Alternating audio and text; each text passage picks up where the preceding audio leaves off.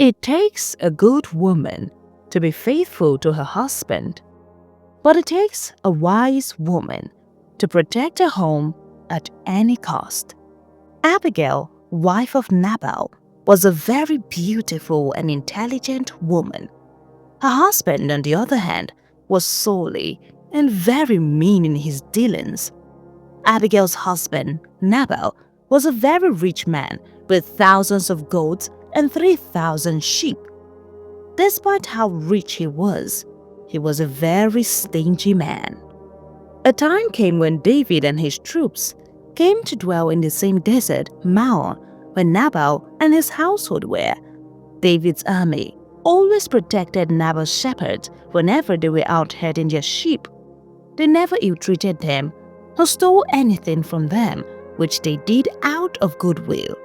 Some time later, Nabal began shearing his sheep, and David heard about it. He sent 10 young men to Nabal, asking him to favor him and his men by giving them whatever he could spare, saying that they have been protecting his shepherds and sheep. The men arrived at Nabal's house and delivered a message in David's name, telling him how David's men have been protecting his shepherds while tending his sheep. When the message was delivered, they waited for Nabal's reply.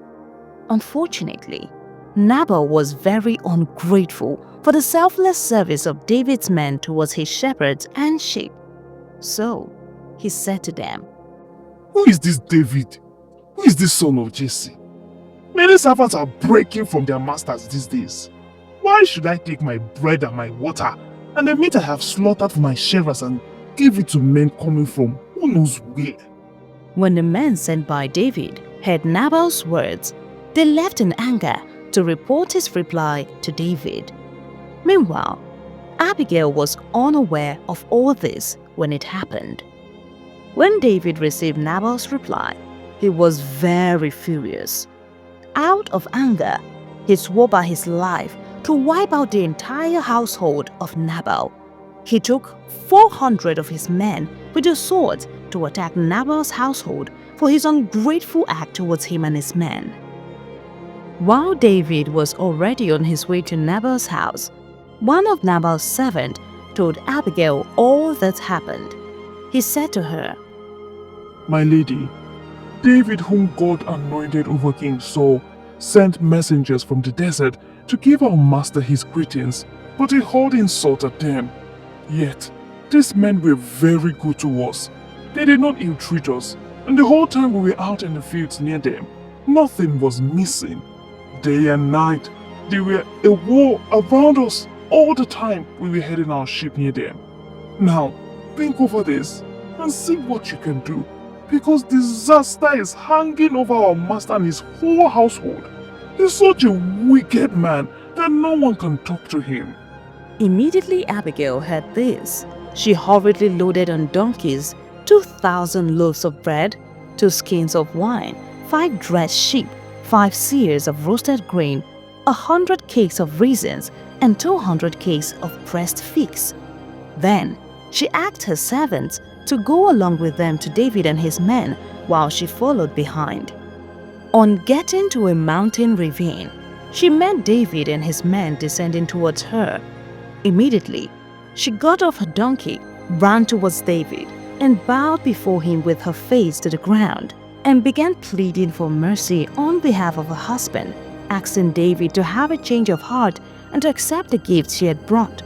While she was still trying to appeal to his emotions, she called him "my lord" 10 times. David was impressed by her act of wisdom and moved by her soft words. So he pardoned Nabal and accepted all that Abigail brought to him. Then he sent her home in peace. On getting home, Abigail met her husband very drunk, feasting like a king. She told him nothing until daybreak, when he was in his right mind. When he heard all his wife said to him, out of shock, he had a stroke, and he lay paralyzed on his bed like a stone. About 10 days later, the Lord struck him and he died.